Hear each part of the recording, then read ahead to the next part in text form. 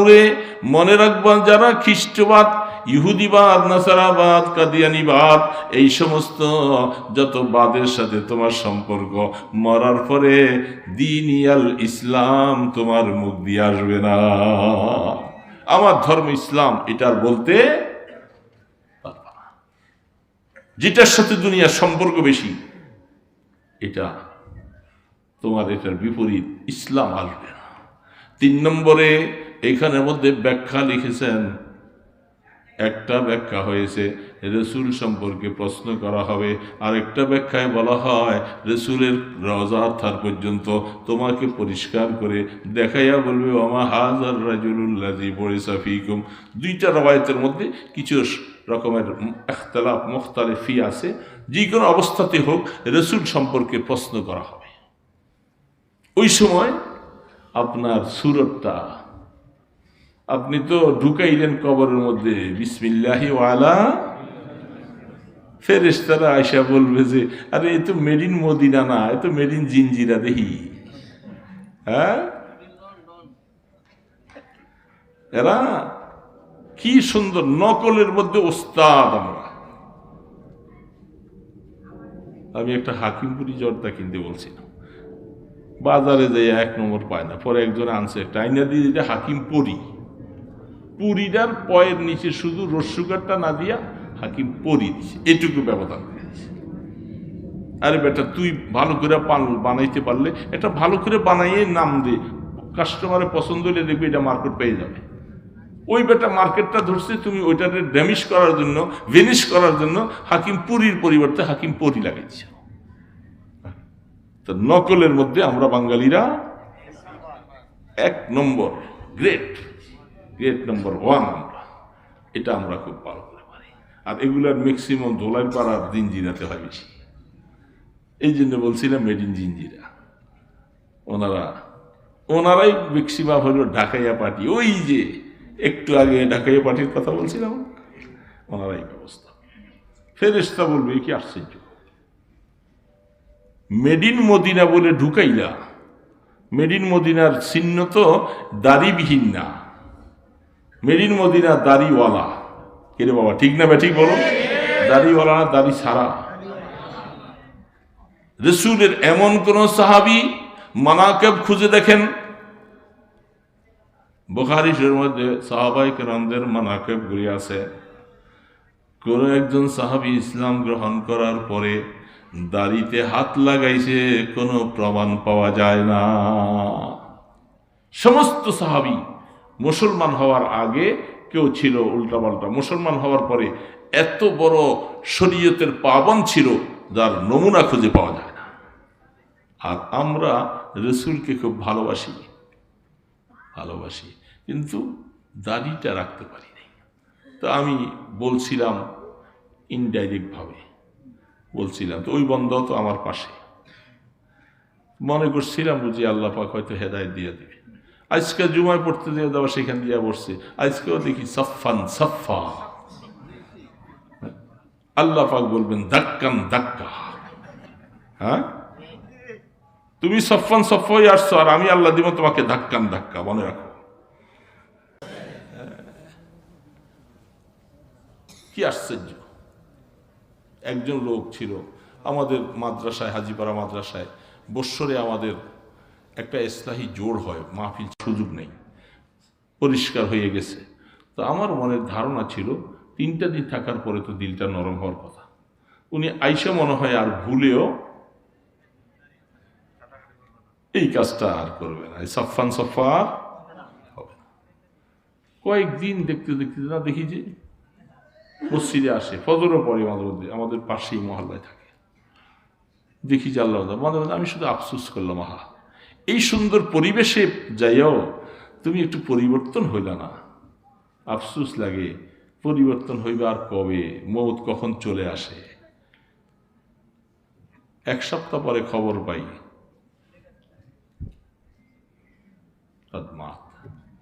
দুনিয়ার থেকে চলে গেছেন। শুনে আফসোস করলাম, আহা, আল্লাহর বান্দা গেলাগা তো দুনিয়ার থেকে, দাড়িটা নিয়ে যেতে পারল না।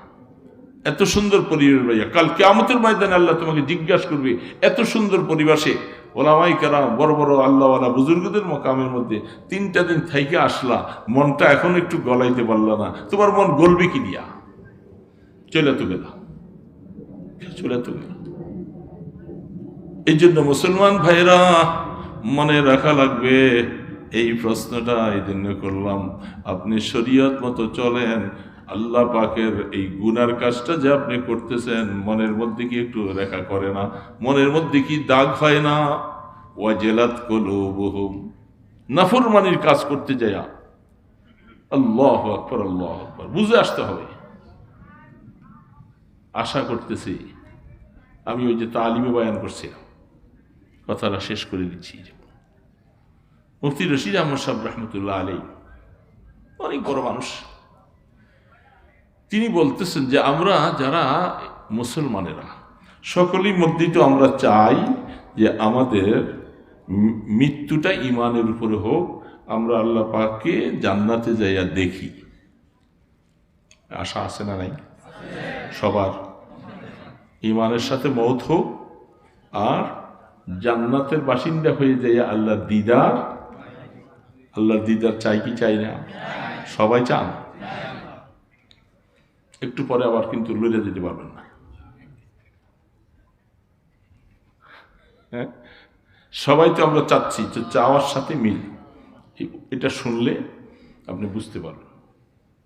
বড় মানুষের কথা তো আমি তো নাকেলে মহাজ নকল করে শুনাই দিচ্ছি।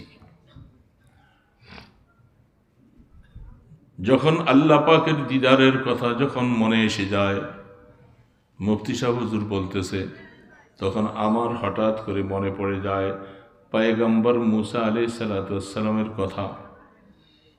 যেহেতু আল্লাহ পাক দিদার দিবেন, এটা সহিহ কোরআনের কথা, সন্দেহ নাই, যারা জান্নাতি হবে তারা দিদার পাবে। তিনি বলেন, মুসা আলাইহিস সালাতু ওয়াস সালামের কথা মনে পড়ে যায়। পয়গম্বর মুসা আলাইহিস সালাতু ওয়াস সালাম বলেন, রব্বি আরিনি আনজুর ইলাইক। মুসা আলাইহিস সালাম তুর পর্বতে যাইয়া আল্লাহ পাকের কাছে দরখাস্ত পেশ করলেন, আমি আপনি নয়, হামাশুমা নয়, পয়গম্বর মুসা জলিলুল কদর পয়গম্বর, রব্বি আরিনি আনজুর ইলাইক, আল্লাহ দয়া করে তোমাকে একটু দেখতে চাই, তোমাকে একটু নজর দিয়া দেখতে চাই, তুমি তৌফিক দিয়া দাও, আমি যেন তোমাকে দেখব। আল্লাহ পাক বলেন, লান তারানি, মুসা এই চক্ষু দিয়া আমাকে দেখা যাবে না, চক্ষুটাকে পাল্টাতে হবে, ভিন্ন চক্ষু লাগবে। মুফতি সাহেব হুজুর বলেন, এই কথাটা আয়াতের মধ্যে ফিকির করতে করতে যায় আরেকটা জিনিস মনে পড়ে যায়। তখন একটা হাকিকতের দিকে নজর দিলাম। হাকিকত কি? আল্লাহ পাক বলতেছে, এ মুসা, আমাকে দেখার জন্য দরখাস্ত করেছ, আমার দেখাটা পাওয়ার জন্য এই যে নাও, আমি তোমাকে একটা কিতাব দিলাম, তৌরিত নামীয় কিতাবটা দিয়েছি, এই কিতাব মতো আমল করলে এমন চক্ষু তৈরি হবে যে চক্ষু দ্বারা আমাকে দেখা সহজ হবে। খুব দামি কথা না? বড় মানুষের কথা। যেহেতু আমি তৌরিত দিয়েছি তোমাকে, এই তৌরিতের হুকুম অনুযায়ী চলো, তোমার এমন চক্ষু তৈরি হবে, এমন দিল তৈরি হবে, তুমি আমাকে দেখতে পাইবা। কারণ এই কিতাব অনুযায়ী আমল করলে মরার পরের ঠিকানাটা হবে তোমার জান্নাত। তখন তুমি জান্নাতে চলে যাইবা, তখন এই চক্ষু আর থাকবে না, তুমি আল্লাহকে দেখা সহজ। কি বলেন, ঠিক না ঠিক?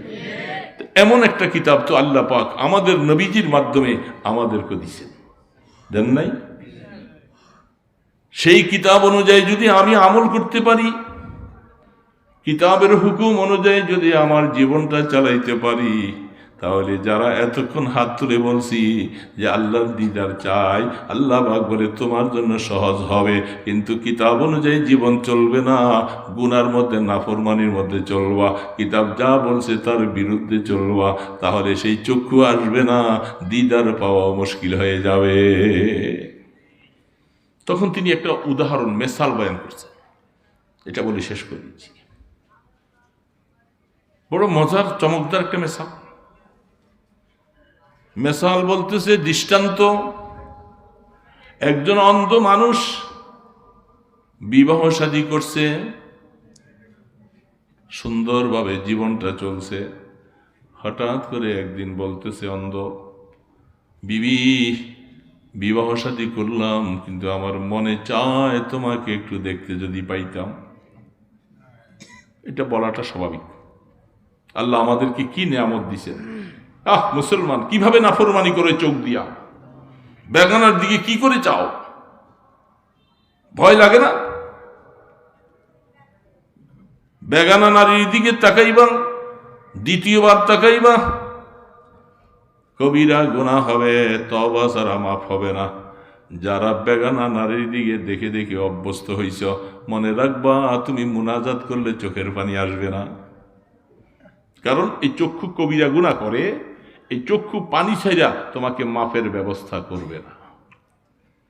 চোখের পানি না আসা পর্যন্ত মনে রাখবা এখনো আল্লাহর রহমত তোমার দিকে মবজুল হয় নাই।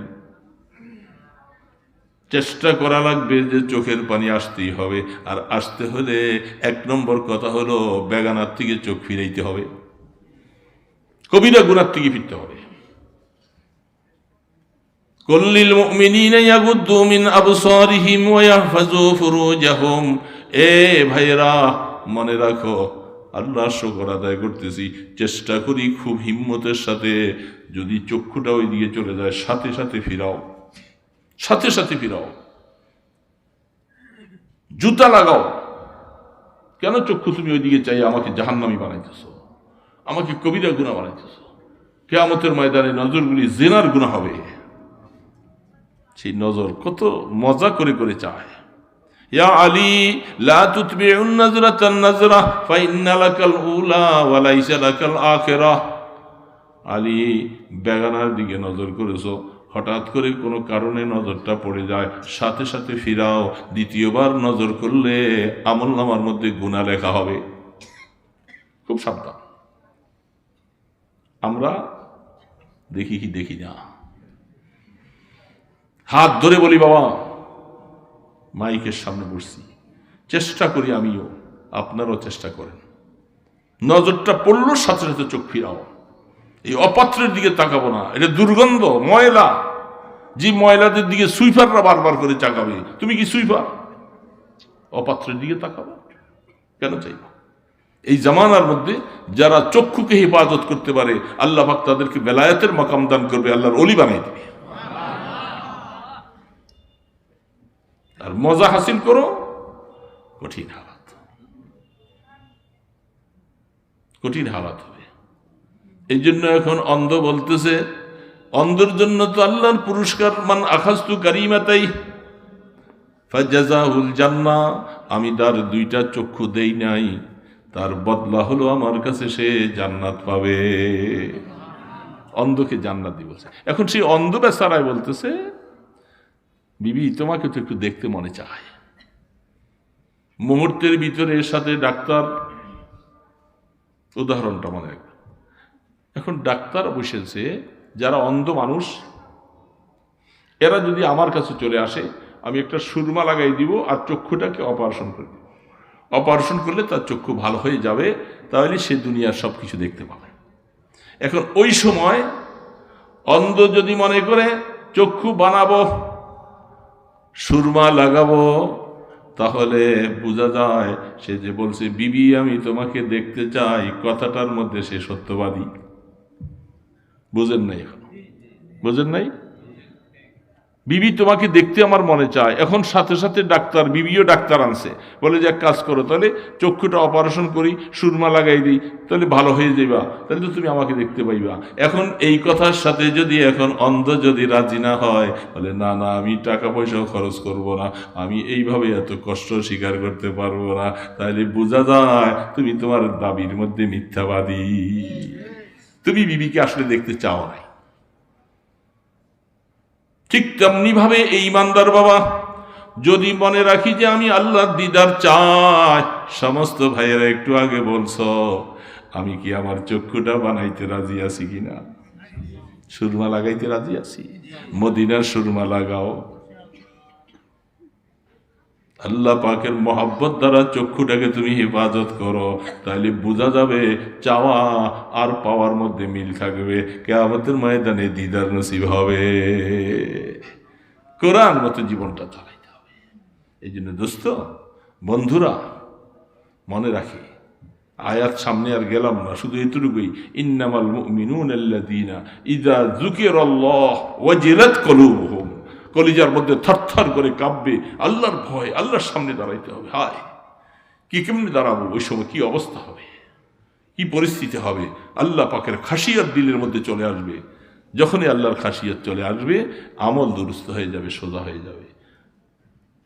তো কথা শেষ, এই মামুলাত কিতাবটা আমাদের খানকার থেকে ছাপানো, কোরআন হাদিস থেকে চয়ন করে সুন্দরভাবে আমাদের মাদ্রাসার ফতুয়া বিভাগ, উলুমে হাদিস বিভাগের যারা আছে এদেরকে দিয়া সুন্দর করে সহি সহি সনদগুলোকে বাহির করে, শুধু ছাপা খরচ 100 টাকা। আমরা লাভ নয়, ব্যবসার জন্য না, শুধু মুসলমানদের আমলের জন্য। এত ছোট ছোট আমলগুলি আছে আলহামদুলিল্লাহ, এটা আপনি দেখলে বুঝবেন যে একটা আমলের দামও আপনি 1000 টাকা দিয়ে পারবেন না। তো এই জন্য অনেকে মুনাজাতে মকবুল আছে, হিজবুল বাহার আছে, শাহ ওলিউল্লাহ মুহাদ্দিস দেখেন, এটা বলবো না, বলার সময় নেই। অনেক সময় হিজবুল বাহারের যে কত পাওয়ার আর কত বড় গুণ, এটা আল্লাহ প্রদত্ত এলকা হয়েছেন দিনের মধ্যে, আর এটার মাধ্যমে সব কাজ সমাধা হয়ে যায়। মঞ্জিল হযরত জাকারিয়া রহমতুল্লাহ আলাইহি কোরআন শরীফ থেকে আয়াতগুলাকে একত্রিত করে দিয়েছেন, এটাকে মঞ্জিল বলা হয়। যে ঘরে তেলাওয়াত হবে, যে তেলাওয়াত করবে, বিভিন্ন মুসিবত থেকে, জিনভূত থেকে, সমস্যার থেকে, ঘরে চোর ডাকাত থেকে হেফাজত থাকবে। দালাইলুল খায়রাত থেকে সহি সনদের সাথে কতগুলি দুরূদ শরীফ পেশ করা হয়েছে। আলহামদুলিল্লাহ চেষ্টা করি যেন আমরা দৈনিক যেন আমার আমলে থাকে। আলেম ভাইদের জন্য তো বেশি দরকার। তা নবী রহমতুল্লাহ আলাইহি ওলিউল্লাহ মুহাদ্দিস দেন, ওনাদের এই বতনানো আমলগুলি আমি বেশির থেকে বেশি সমস্ত আমলগুলি, ওজিফাগুলি আদায় করলে আপনার সময় লাগবে 25 থেকে 30 মিনিট হাইস্ট। যারা আমল করব তারা ইনশাআল্লাহ ফায়দা পাবেন। অনেক সময় মানুষকে আমলের মধ্যে উঠাবার জন্য চেষ্টা করা হয়, কি করে মুসলমানরা আমলের মধ্যে উঠবে। আল্লাহ পাক আমাদেরকে তৌফিক দান করেন। তো হুজুর কি কথা, জি ঠিক আছে। মহতারাম হাজিরিন, হযরত আমাদেরকে অত্যন্ত মূল্যবান নসিহত পেশ করেছেন। যুবকদের উদ্যোগে, যুব সমাজের উদ্যোগে এই মাহফিল আয়োজিত হয়েছে। আলহামদুলিল্লাহ, আমরা কোরআন ও হাদিস থেকে, ওলামায়ে কেরামের জবান থেকে দ্বীনি কথা শুনতে পেরেছি। আলহামদুলিল্লাহ, যারা আয়োজন করেছে আল্লাহ তাদেরকে জাযায়ে খায়র দান করুন। হযরত মেহেরবানি করে এসেছেন, আমাদেরকে মূল্যবান নসিহত পেশ করেছেন। আমরা হযরতের শুকর আদায় করি। আল্লাহ তাআলা হুজুরকে সেহত আফিয়াতের সাথে রাখেন, হায়াত দারাজ করেন। আমরা হযরতের কাছে বিনীতভাবে দোয়া দরখাস্ত করছি, অত্র এলাকার সকল মুরব্বিয়ানে কেরামের রুহের মাগফিরাতের উদ্দেশ্যে এই দোয়ার মাহফিলের আয়োজন করা হয়েছে। হযরত আমাদের জন্য দোয়া করবেন, অত্র এলাকার সকল মুসলমানদের জন্য দোয়া করবেন এবং সকল মুরব্বীদের জন্য দোয়া করবেন। আল্লাহ তাআলা যেন বারবার আমাদেরকে এইভাবে মাহফিলের আয়োজনের মাধ্যমে কোরআন ও হাদিসের আলোচনা শোনার তৌফিক দেন। আমরা হযরতের কাছে দোয়া চাই, আল্লাহ পাক যেন হযরতকে বারবার আমাদের এখানে আসার তৌফিক দেন, হুজুর যেন আমাদেরকে নসিহত করতে পারেন, এই কামনা করে আজকের মতো মাহফিলের এখানে সমাপ্তি। হযরত দোয়া করবেন, দোয়ার পরে আমরা যাবো ইনশাআল্লাহ। দুরূদ শরীফ পড়ছি, দোয়া ইস্তেগফার পড়ছি, হাত তুলি। আলহামদুলিল্লাহি রাব্বিল আলামিন, আলহামদুলিল্লাহি রাব্বিল আলামিন, আলহামদুলিল্লাহি রাব্বিল আলামিন, والصلاة والسلام على أشرف الأنبياء والمرسلين يا حي يا قيوم يا حي يا قيوم يا حي يا قيوم يا رحمن يا رحيم يا غفار يا ستار يا ذا القوة المتين يا راحم المساكين। আল্লাহ, রাত্র গভীর হয়ে গেছে মাওলা, ওলামায়ে কেরাম, মুরব্বীরা, যুবকেরা, আল্লাহ আমরা আপনার কাছে মিসকিন ভেসে হাত তুলেছি। আল্লাহ, আল্লাহ নিশ্চয়ই আমরা বহু গুনাহ করে ফেলছি। তওবা করেছি, আপনি বলছেন গোলাম তুই খাঁটি তওবা করলে তোকে মাফ করে দিব। আমাদের জীবনের সমস্ত গুনাহগুলি মাফ করে দাও, আমল নামার থেকে মুছে দাও, ওই খালি জায়গাগুলি নেক দিয়া পরিবর্তন করে দাও। আল্লাহ, আমাদের সাথে তুমি রাগ করো না। আমরা তো ফিতনার জমানায় আসছি, যেইভাবে তোমাকে ভালোবাসার দরকার ছিল আমরা তার কোটি ভাগের এক ভাগও করতে পারি নাই। আল্লাহ, দয়া করে আপনি আমাদেরকে ভুলে যেয়েন না। ইয়া আল্লাহ, আমরা ভুললে তো আপনার কোনো ক্ষতি হবে না, আপনি ভুলে গেলে আমরা তো বরবাদি ছাড়া কোনো উপায় নেই। আল্লাহ, আল্লাহ মৌতের আগে সমস্ত গুনাহগুলি মাফ করে দিও। আল্লাহ, আমাদের ঈমানের মৌত নসিব করে দিও, রহমতের ফেরেশতা পাঠাইয়া দিও। আল্লাহ, জবানে কলেমাটা পড়াইয়া দিও। আল্লাহ, এ মাওলা, কবরে নিয়ে আমাদেরকে মাইরো না মাওলা, কবরের মধ্যে আগুন জ্বালাই দিও না মাওলা। আল্লাহ, কবরকে সাপ বিচ্ছুর গর্ত বানাই দিও না। মুনকার নাকিরের সওয়ালের জবাব আল্লাহ তুমি আসান করে দিও, এ মাওলা আসান করে দিও। আল্লাহ, তুমি আমাদের পক্ষে জবাব দেওয়াই দিও মাওলা।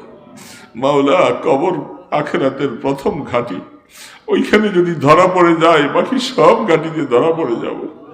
আল্লাহ, এই কবরের মধ্যে যদি তুমি আমাদেরকে আসান করে দাও বাকি ঘাঁটিতে আমরা তোমার কাছে রেহাই পেয়ে যাব। এ মাওলা, আমল নামার ডান হাতে দিও। আল্লাহ, আমল নামার ডান হাতে দিও। তুমি বলছো যাদের আমল নামার ডান হাতে হবে তাদের হিসাবে কড়াকড়ি হবে না।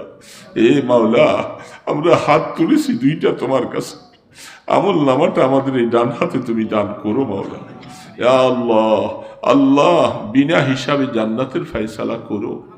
আল্লাহ, হিসাব দেবার মতো কোনো যোগ্যতা নাই। আল্লাহ, কি হিসাব দিব তোমার কাছে? আল্লাহ, যাদের কাছে আমল আছে ভুরি ভুরি তারা না হিসাব দিব। আল্লাহ, আল্লাহ মিসকিন কি হিসাব দিবে? আল্লাহ, আল্লাহ তুমি কড়াকড়ি করো না মাওলা।